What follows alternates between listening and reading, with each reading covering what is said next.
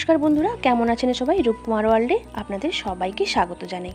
আজকে আমাদের ট্যুরের তৃতীয় দিন, আর এই তৃতীয় দিনের জার্নিতে থাকছে তিনচুলে টু দার্জিলিং যাওয়ার অসম্ভব সুন্দর সুন্দর মুহূর্ত।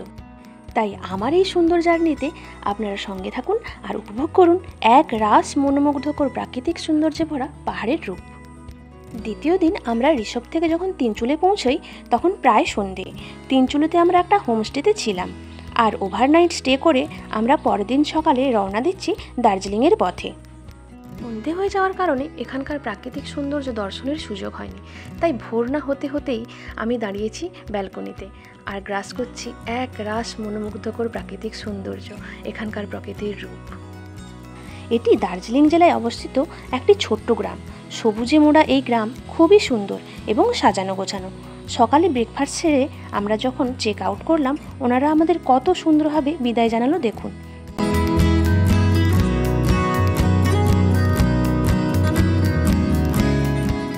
এরপর আমরা যাচ্ছি পেশক টি গার্ডেন। মেঘলা আবহাওয়ায় পাহাড়ে মেঘের লুকোচুরি আর বিস্তীর্ণ জায়গা জুড়ে শুধু চা বাগান। শহরে কংক্রিটের মধ্যে যারা বুক ভরে নিঃশ্বাস নিতে পারেন না, তারা এখানে পৌঁছে বুক ভরে নিঃশ্বাস নিতে পারবেন। এখানে এসে আমরা এখানকার ট্র্যাডিশনাল ড্রেস পরলাম আর অনেক ফটোশ্যুট করলাম, ভিডিওস বানালাম আর ভীষণ এনজয় করলাম। ও হ্যাঁ, আমাদের এই ট্র্যাডিশনাল ড্রেসটা পরে কেমন লাগছে জানাতে ভুলবেন না, কিন্তু অবশ্যই জানাবেন। এরপর আমরা যাচ্ছি লামাহাটা ইকো ট্যুরিজম পার্কে। এখানে আপনারা দেখতে পাবেন নানান ফুলের সমাহার, তার সঙ্গে হরেক রকমের পাহাড়ি অর্কিড। এক কথায় চোখের আরাম নিশ্চিত। চাইলে কাঠের ওয়াচ টাওয়ারে উঠে আপনারা লামাহাটার সৌন্দর্যও দেখে নিতে পারেন। আকাশ পরিষ্কার থাকলে কাঞ্চনজঙ্ঘাও দেখা যায় এখান থেকে। এখানকার প্রাকৃতিক রূপ দেখে আমি যেন অবাক হয়ে গেছিলাম। এ কী মনোরম দৃশ্য! আমি তো পুরো বাচ্চাদের মতো হয়ে গেছিলাম আর ছুটা দৌড়া করছিলাম। বাচ্চারাও যেমন আনন্দ করছিল আর আমিও ঠিক একইভাবে সেইভাবেই আনন্দ করছিলাম। তো এই হলো এখানকার বিখ্যাত পাইন ফরেস্ট। বিশাল বিশাল লম্বা পাইন গাছগুলো। আর একটা দারুণ ব্যাপার হলো, এখান থেকে প্রায় 750 মিটার উপরে একটা লেক আছে, যেটা নাকি ভারী সুন্দর। আমরা অবশ্য ছবিও দেখেছি, কিন্তু দুর্ভাগ্যের ব্যাপার হলো আমরা এত দূর এসেও ওই লেকটাতে যেতে পারিনি, কারণ আমাদের কাছে বাচ্চা ছিল, তো ওরা অত দূর উঁচুতে উঠতে পারবে না, সেটা ভেবে আমরা আর রিস্ক নিলাম না। বন্ধুরা, আপনারা যদি কেউ এখানে আসেন তো অবশ্যই এখানকার এই লেকটা দেখে যাবেন। ওই জায়গাটা নাকি অসম্ভব সুন্দর। যাই হোক, জায়গাটা দেখে পুরো মন আর চোখ দুটোই শান্তি পেল। এবার আমরা রওনা দেব দার্জিলিংয়ের পথে।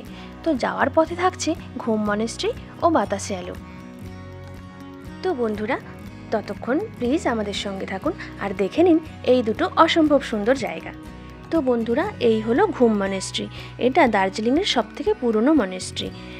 ভেতরে আছে বিশাল বড় বৌদ্ধ মূর্তি, বাট এখন ভেতরে কাজ চলছে, তাই ভালো করে দেখাতে পারলাম না। খুব সুন্দর লাগছে জায়গাটা। এখানে ট্যুরিস্টদের ভালোই ভিড় পাওয়া যাচ্ছিল। এখানে কিছুটা সময় কাটিয়ে আমরা যাব বাতাসিয়া লুপে। আমরা টিকিট কেটে বাতাসিয়া লুপে প্রবেশ করলাম। কি সুন্দর সাজানো গোছানো, কত রংবাহারি ফুল। এই বাতাসিয়া লুপ থেকে পুরো দার্জিলিং শহরটাকে কি সুন্দর লাগছিল, এক অসাধারণ দৃশ্য। এই পার্কটি পুরোটা রাউন্ড শেপের, আর এই রাউন্ড শেপের ধার বরাবর রয়েছে বিভিন্ন রকমের দোকান, পোশাক আশাকের দোকান, শোপিসের দোকান, খাবারের দোকান। এই পার্কের আরেকটি বিশেষত্ব হলো পুরো রাউন্ড করে আছে ওয়ার্ল্ড ফেমাস টয় ট্রেনের লাইন। এই সময়ই যে ট্রেনটা আসবে তা আমরা ভাবতেই পারিনি। লাকিলি আমরা ট্রেন দেখতেও পেলাম। আকাশ পরিষ্কার থাকলে পুরো কাঞ্চনজঙ্ঘার ভিউটা এখান থেকে পাওয়া যায়, বাট আমরা যখন এসেছি ক্লাউডি ওয়েদার, তাই দেখতে পাইনি। আর আছে আই লাভ দার্জিলিং, যেখানে সবার ফটোশ্যুট করার জন্য একদম হুড়োহুড়ি। আমরাও ফটোশ্যুট করলাম। আজকের এই জার্নিটা আমরা ভীষণ এনজয় করলাম। আপনাদের কেমন লাগলো অবশ্যই কমেন্ট করে জানাবেন।